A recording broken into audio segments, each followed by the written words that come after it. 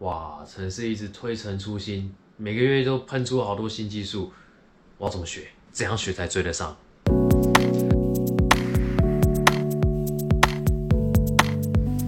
嗨，大家好，我是 Take， 我是网页15天的创办人。网页技术呢，真的是每个月甚至每个礼拜都有新的技术一直喷出来。哇，那这么多新东西，我们要怎么学呢？基本上呢，我们是学不完的。实际话就是这样，我们真的学不完。我们是人类，我们不是电脑，我们没有那么迅速的学习跟吸收的能力。那怎么办？我们注定要被淘汰吗？我们注定就是老了，跟不上这个时代，然后被淘汰吗？不用担心 ，Take 跟你分享一些小诀窍，让你不用学这么多东西，也可以跟得上时代哦。为什么基础那么重要呢？好，我们以 JavaScript 来讲好了。JavaScript 它就是一个程式语言。如果你这个程式语言的基础学得好的话，透过 JavaScript 去开发的一些框架，比如说 Vue.js 啊，或是 jQuery 啊，好，或是 React.js 啊，它们的基础都是 JavaScript。那如果你 JavaScript 学得好，你要去学透过 JavaScript 去延伸出来的新的技术，是不是相对来说比较简单？因为你只是去做一个延伸学习而已嘛。所以今天，你只是多学了一点点东西，你就学会了 Vue.js； 你只是多学一点点新的东西，你就会了 jQuery； 你只是多了一点点东西，你就会 React.js。但如果你今天 JavaScript 的基础超烂，完全没基础呢，那你的感觉就是每次都在学新的东西，全新的东西。JS 是一个新的东西 ，Vue.js 又是一个全新的东西。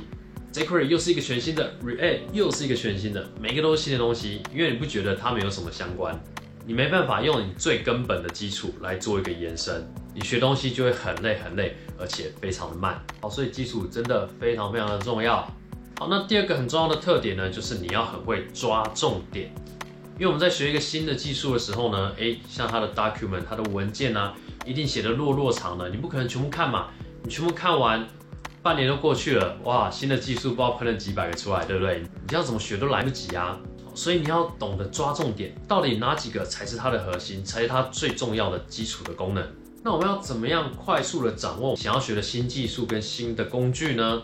其实现在 document 都准备一个叫做 Getting Started， 好，就让你快速的理解这个新技术到底在干嘛的一些步骤。当你跟着 Getting Started 做过一遍之后呢，你就可以很快速的知道说，我现在学的这个新技术。它到底是干什么用的？它可以做什么？它可以解决什么问题？那它的特色又是什么？所以你就可以很快的掌握到你想要学的这一门新技术。那你也不要学完 Getting Started 就结束了，因为 Getting Started 真的是一个非常粗浅的一个教学啊。好，所以你在学完之后呢，你会看到说，原来它有哪一些核心，有哪一些特别的 feature， 再去从我们 document 再去深入研究这些核心跟这些 feature。把它研究得更深入一些，这样你对这个工具、对这新技术的掌握度呢，就会瞬间飙高。好，那第三个重点呢，就是你不要全部都学。即使呢你的基础打得再扎实，你抓重点的速度再快，这些新的技术推陈出新的速度还是太快了。好，所以你不用全部每个新技术都很辛苦的去学啊，去跟着实做，然后去看它到底怎么回事。你的人生没有那么长你也跟不上这个速度的。所以呢，新的技术出来之后，我们可以稍微看一下它的文件，稍微看一下别人对它怎么评价，稍微去理解一下就可以了。所以新技术出来的第一件事情呢，我们是去理解它，去理解这个技术它有哪些特色，它是为了解决怎么样的问题，去理解这个新技术它的架构到底是什么，这样就可以了。就很像新品上市，大家一直出包包，一直出相机，它每出一个东西，你就要买一台嘛，这样你一定破产嘛，对不对？所以当新品上市的时候，我们会怎么样？我们会去研究一下这新品到底有什么样的特色，就这样就好了。等你真正要用到它的时候，再花钱把它买下来。新的技术也是一样，它新上市的时候，你就稍微研究一下，稍微知道它在干嘛，它有什么特色。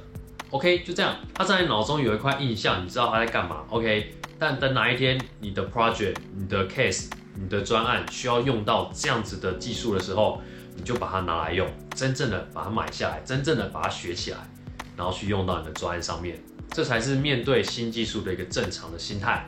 我觉得提升掌控程度也是蛮重要的一件事啊。掌控程度是怎么样呢？当你学越多新的东西，你知道越多不同的架构的时候，你要去学一个新的技术，其实相对来说是比较简单的，因为你已经看过很多聪明的人去做出各种不同的架构出来。所以新的东西出来的时候，它也不会是全新的，它可能是基于一些很聪明的做法，再加上一点点的创新，一点点不同的想法去做出来的新技术。所以当你已经学过很多不同的技术之后呢，你要去理解一个新的技术，相对来说就会快非常非常的多。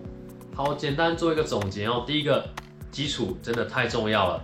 你看这么多的 framework 啊，这么多 library， 其实它都是由最基本的程式语言去延伸出来的，所以基础真的非常的重要。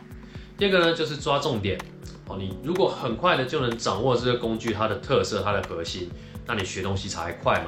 好，那第三点呢，就是这些东西推陈出新，出的速度太快了，你真的不用花所有的时间去学这些新技术，你只要去理解就可以了。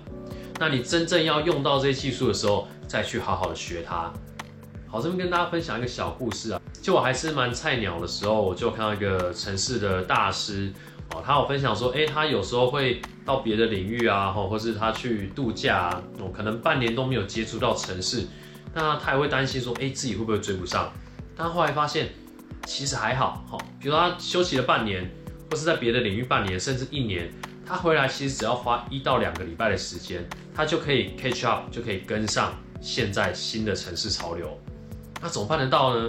就觉得哇，才隔几个月就资讯量爆炸，就是超多新技术了，他怎么可能追得上？这就是我们讲第3个特点。好，你不要每个都学，你就理解就好，你稍微摸一下，去跟一下说，我那时候学到这里，那我后来又多了这么多新技术，那我就把这些技术稍微去看一下，去理解一下就好了，你就追上了。所以真的不用害怕说在这个领域哇，就是学无止境，学无止境是一定的，这是整个人生都是学无止境。但在网页这个领域呢，你只要花一点时间去理解，你就可以跟上时代的脚步。那以上呢是 Take 自己对新技术去掌握的一些小撇步啦，好分享给大家。那如果你有什么好的学习的方法呢，也欢迎在底下留言跟我们分享哦。好，我是网页15天的 Take，我们下次见喽。